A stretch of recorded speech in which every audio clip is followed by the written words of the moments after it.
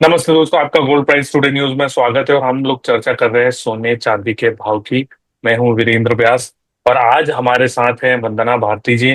और वादे के मुताबिक हम उनको इस हफ्ते फिर से लेकर आए हैं। और आप में से इस हफ्ते कमेंट भी कर रहे थे कि वंदना जी कब आएंगे। सो वंदना जी नमस्ते, स्वागत है। आपके फैन जो है हमारे पीछा नहीं छोड़ते कमेंट कर करके। नमस्ते वीरेंद्र जी, आपको भी और सारे मतलब दर्शकों को भी। और विश्वास है उनका, ये बहुत बड़ी बात है, हम मेहनत ही इसलिए करते हैं।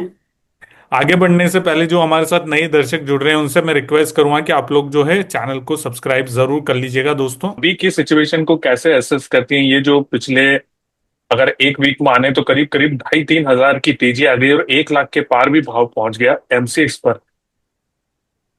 सबसे बड़ा अगर ट्रिगर देखें कि अभी के समय में क्या रहा, वीरेंद्र जी, सोने और चांदी दोनों में, तो ये टैरिफ की ही यहाँ पे समस्या रही है, जिसने सोने को, सोना तो सेकुलर बुल रन था, अगर हम देखें तो 24 से तो और भी ज्यादा बढ़ रहा है। इनफैक्ट हम लोगों ने 11-12 से लगातार बढ़ता हुआ देखा है सोना को। लेकिन यहाँ पे जो तेजी मिली, जो $500 की तेजी मिली, उस तेजी में बहुत बड़ा भागीदार था ये टैरिफ का टेंशन।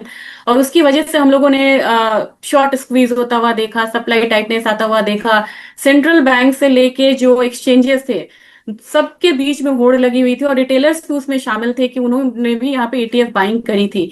तो बाइंग में तो मुझे लगता है सिर्फ फिजिकल बाइंग में हम थोड़े पीछे रह गए ज्वेलरी में, बाकी तो सारी रिकॉर्ड बाइंग हुई है। वो एक बहुत बड़ा रीजन था, और वही रीजन में हम थोड़ा सा कूल डाउन आता हुआ देख रहे हैं। फाइनली एक पूरा फर्स्ट हाफ बिताने के बाद अब ट्रम्प साहब बोल रहे हैं कि हम एक डील की तरफ आएंगे। उन्होंने लोअर स्लैब रखा यहाँ पे 15% का, अभी तक के लिए तो यही है। और अभी तक किसी भी कंट्री के साथ या यूनियन के साथ उनका ट्रेड डील नहीं हो पाया था, चाहे चाइना हो या फिर ईयू हो या फिर जापान हो, इंडिया हो। अब धीरे धीरे यहाँ पे धीरे धीरे जो कह रहे हैं ना कि टेंशन के बादल छट रहे हैं। और जापान से हुआ, जापान के बाद अब यहाँ पे चर्चा हो रही है कि ईयू से भी ये काफी क्लोज है। इंडिया और चाइना में अभी भी यहाँ पे पेच है। तो मेरे ख्याल से ये जो टेंशन खत्म हो रहा है अपार्ट फ्रॉम वॉर, इसने यहाँ पे कूल डाउन करा है गोल्ड प्राइसेस को। लेकिन बाकी जो ट्रिगर्स है वो अपनी जगह अडिग है। तो मुझे लग रहा है फॉर द टाइम बिंग यहाँ पे एक करेक्शन आना चाहिए। जो शॉर्ट टर्म्स के लिए यहाँ पे ट्रेड कर रहे हैं उनको यहाँ पे करेक्शन का मौका मिलेगा। जो बेयरिश स्ट्रैटेजी बनाना चाहते हैं वो 100 दिन 2 दिन बना सकते हैं। लेकिन संभलना होगा विनय जी, इसलिए क्योंकि ये कमोडिटी ऐसी है कि इसने बहुत ज्यादा डाउनसाइड नहीं देखा है। कोई भी नेगेटिव न्यूज आएगी और वहां से एक सेफ हेवन बाइंग आएगी। तो मेरे ख्याल से अगर आप सेलिंग कर रहे हैं इंट्राडे में करिए, कैरी फॉरवर्ड ना करें। और अगर आपको बाइंग करनी है तो प्लीज करेक्शन आने दीजिए, आपको बाइंग के लिए एक अच्छा मौका मिलेगा। लेवल से पहले मैं तो एक आम आदमी हूँ, मुझे कोई ट्रेडिंग वेडिंग ये सब समझ में नहीं आता है। कहाँ बाय करें कहाँ सेल करें ये सब कुछ भी मुझे नहीं आता है। मैं मेरे को समझाओ आप कि अभी मैं क्या करूँ सोने और चांदी दोनों में। मैं तो कंफ्यूज हूँ। लंबे समय से वेट कर रहा हूँ कि मेरा भाव आएगा, वो भाव तो आया नहीं और ऊपर जाते जा रहा है। तो अभी क्या करूँ? मैं आम आदमी हूँ। ट्रेडिंग और लेवल्स की बात आगे करेंगे हम। वीरेंद्र जी, मुझे लगता है कि अभी आम आदमी जो है, क्योंकि अब जब आम आदमी की बात आती है तो वो त्योहार के सीजन में काफी ज्यादा उम्मीद लगा के बैठते हैं कि त्योहार आ रहा है, राखी है, इसके बाद लगातार त्योहार है। वो यहाँ पे गिफ्ट पर्पज से भी खरीदना चाहते हैं। तो उनसे मैं यहाँ बताना चाहती हूँ कि बहुत ज्यादा यहाँ पे कैरेट्स में, कम कैरेट्स में भी यहाँ पे ज्वेलरी का इंट्रोडक्शन यहाँ पे हुआ है।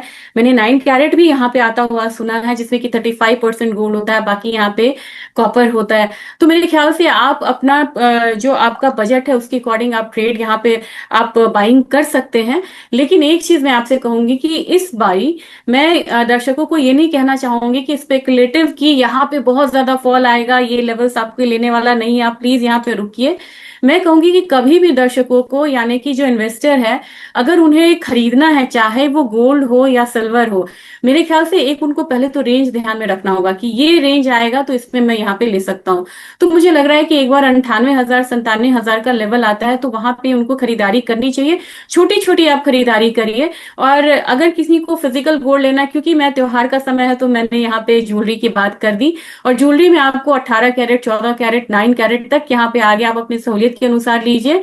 थेफ्ट का डर डर होता है, क्योंकि हम लोग ऑफिस आते हैं तो हम लोग डेली यूज में पहनते हैं।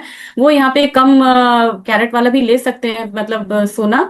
दूसरी चीज है कि ईटीएफ बाइंग का एक अच्छा मौका है। मुझे लग रहा है कि ईटीएफ बाइंग के लिए एक लोअर लेवल, जो लोग बोल रहे थे कि हमने रैली मिस कर दी और हमें यहाँ पे मौका नहीं मिला फिर से एंट्री का, फिर से एंट्री का मौका उन्हें मिल सकता है। वो यहाँ पे ईटीएफ की बाइंग कर सकते हैं। और चांदी की बात की जाए वीरेंद्र जी, तो मुझे लग रहा है कि चांदी में अभी जो गिरावट है ये कम होनी चाहिए, और थोड़ी सी कम ही रहेगी, और अपसाइड पोटेंशियल ज्यादा है। तो ये कमोडिटी ऐसी है जिसमें मुझे लग रहा है कि यहाँ पे बाइंग करके चलना चाहिए आम आदमी को भी। चाहे वो बार्स लेना चाहे, चाहे वो सिक्का लेना चाहे, चाहे वो यहाँ पे ईटीएफ लेना चाहे, वो कुछ भी हो ये ले। क्योंकि वीरेंद्र जी, हमारे संस्कृति में क्या है ना कि हम गोल्ड और सिल्वर गिफ्ट पर्पज से भी देते हैं। और हम लोग छोटे थे तो हम लोग को याद है कि हमें चांदी के सिक्के भी मिलते थे कई बार। तो आप वो भी यहाँ पे ले सकते हैं। और जब वो लेंगे तो आप जिस डियर वंस को आप दे रहे हैं, उनको 5 साल बाद उसकी वैल्यू पता चलेगी, उन्हें बड़ा अच्छा लगेगा कि हमारे पास इतने चांदी के सिक्के हैं। तो पॉकेट मनी से आप ईटीएफ भी खरीद सकते हैं और आप चांदी का सिक्का भी खरीद सकते हैं, लेकिन दोनों काउंटर स्ट्रांग है निवेश के हिसाब से। बर्तन भी खरीद सकते हैं, खाना खा सकते हैं, पानी पी सकते हैं चांदी के बर्तनों में। बहुत फिर से ये चीजें फैशन में आ रही है, वो कांसे के बर्तन में खाना। क्योंकि जैसे जैसे हम लोग अब मीडिया से जुड़ रहे हैं, सोशल मीडिया से जुड़ रहे हैं, बीमारियां हो रही है, हम जागरूक हो रहे हैं। काफी मेरे जानने वाले उन्होंने कहा यहाँ पे कि हमने कांसे के बर्तन में खाना फिर से शुरू कर दिया है। और एक दो लोग हैं जो कहते हैं कि हम चांदी के बर्तन में भी यहाँ पे हम खाते हैं। तो मेरे ख्याल से वो जो पुरानी चीजें हैं वो फिर से यहाँ पे वापस आएंगी। अब मैं आपसे पूछता हूँ कि अभी सोने का भाव कैसे देख रही हैं? मुझे लग रहा है कि थोड़े दिनों के लिए एक करेक्शन जो है वो यहाँ पे हम देख सकते हैं। मैं 98 97 से नीचे जाता हुआ फिलहाल मैं इसको नहीं देख रही हूँ। अगर जाएगा तो मैं आपके थ्रू फिर से एक बारी अपडेट करना चाहूंगी दर्शकों को, क्योंकि जब भी व्यू चेंज होता है तो आपको इमीडिएट कर देना चाहिए। तो मेरे ख्याल से 97,000 मुझे लग रहा है कि इससे नीचे सोना नहीं जाना चाहिए, और वहां पे आपको एक बारी खरीदारी करने का मौका है। 97 से 98 इस जोन में आप यहाँ पे खरीदारी करिए। और अपसाइड मुझे लग रहा है कि एक हर्डल है यहाँ पे वीरेंद्र जी, वो हर्डल है आपको मैं बताना चाहूंगी 1,05,000 का। 1,05,000 से ऊपर जाती है तो फिर इसमें नया जो रेजिस्टेंस बनेगा वो 1,03,000 का बनेगा, और वहां पे ये कमोडिटी आ सकती है। तो एकदम छोटा सा करेक्शन है, लेकिन अपसाइड पोटेंशियल थोड़ा सा यहाँ पे ज्यादा दिख रहा है। तो अपसाइड में कितना पोटेंशियल लग रहा है मैम? मुझे लग रहा है, मैंने एक बारी ऑप्शन का डेटा यहाँ पे मैं स्टडी कर रही थी, तो मुझे लग रहा था कि लोग 3,500 पे है ना, कि 3,500 एक बैरियर है और उसके नीचे आपको 3,250 है। तो $250 का जोन तो यहाँ पे बन रहा है। लेकिन अपसाइड में आपको ईयर एंड तक हो सकता है कि एक बार हम 3,600 3,625 भी आता हुआ देखें। तो एक तैयारी उसकी करनी चाहिए। जब मान लीजिए कि हमने 4 लॉट लिए यहाँ पे, अगर हमने पोजिशनली मान लीजिए कि हमने मतलब जितना भी निवेश किया, 24%, 25% आप यहाँ पे रहने दीजिए उस लेवल के लिए। तो मुझे लग रहा है कि बाहर के बाजार में ऑप्शन डेटा के जरिए मैंने देखा, तो मुझे लगा कि 3,600 भी आ सकता है यहाँ पे सोना। अपने बाजार में हम ये बात करेंगे तो मुझे लग रहा है कि ईयर एंड तक अगर हम यहाँ पे लेना, अगर हम होल्ड करते हैं और अगर यहाँ पे इंटरेस्ट रेट कट पे रिएक्शन आता है सोने का, तो मेरे ख्याल से वो 1,08,000 10,000 तक इनफैक्ट जा सकता है। बट वो फिर से बहुत हायर टारगेट है। और चांदी में मैम?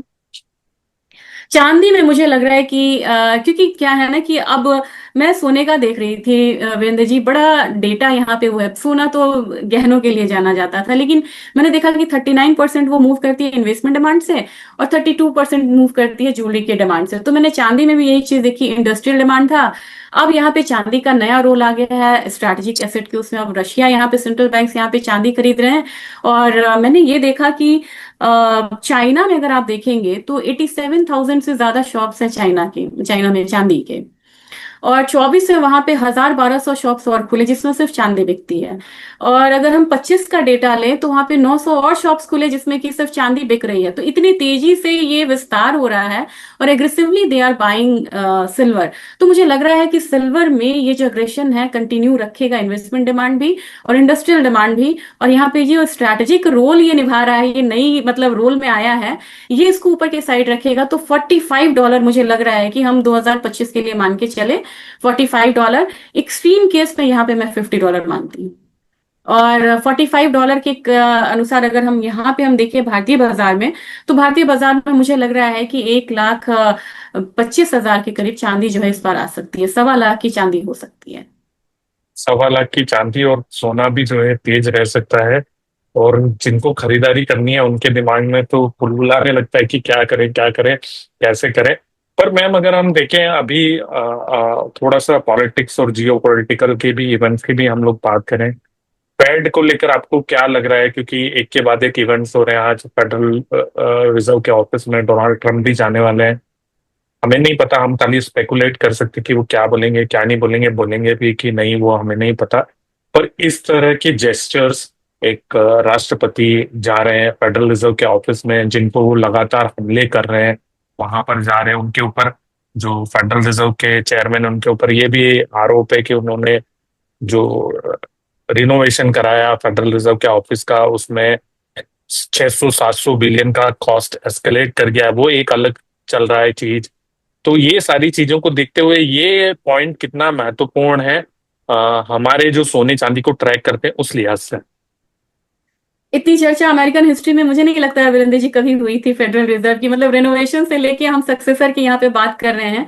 अभी यहाँ पे सक्सेसर की भी बात हो रही है कि कोई फीमेल को वो प्रेफर करना चाह रहे हैं, और काफी नाम उनके दिमाग में है जो एग्जिस्टिंग कमिटी में भी हैं, और मतलब फेड में भी हैं और बाहर की भी हैं।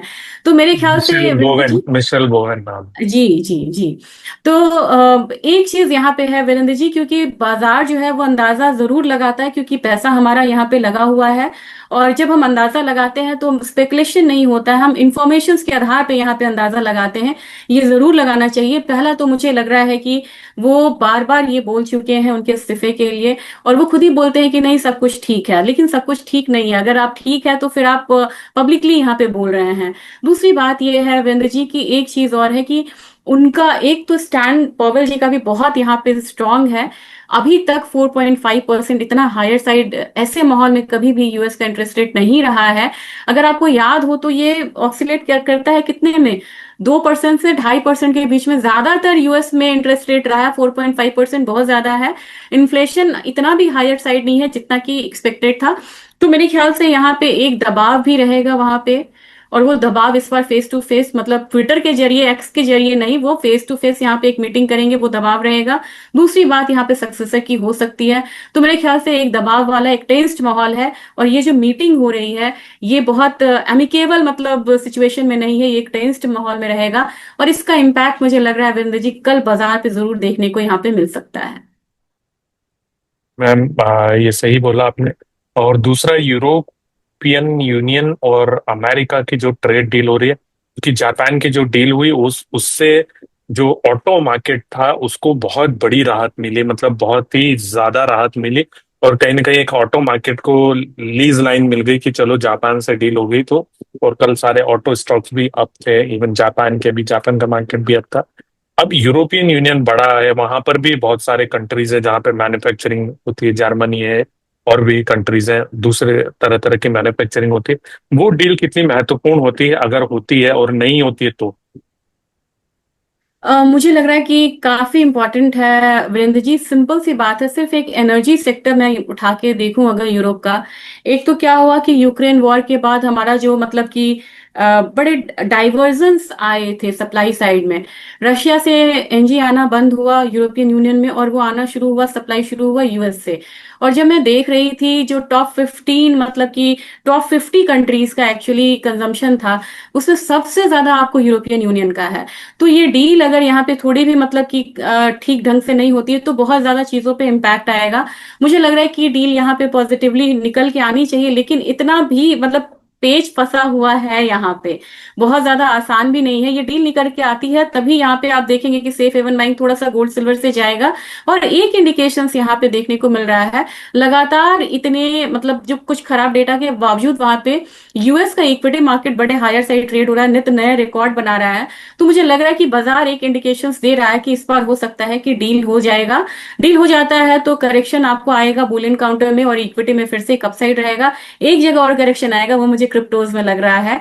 डील नहीं होती है तो क्रिप्टोज और गोल्ड की बाइंग फिर से रिटर्न आएगी, और एक पॉज देखने को मिल सकता है आपको ईयू और यूएस के स्टॉक मार्केट में। ये तो हुई गोल्ड सिल्वर की बात। आपकी गोल्ड सिल्वर के अलावा फेवरेट कमोडिटी कौन सी है?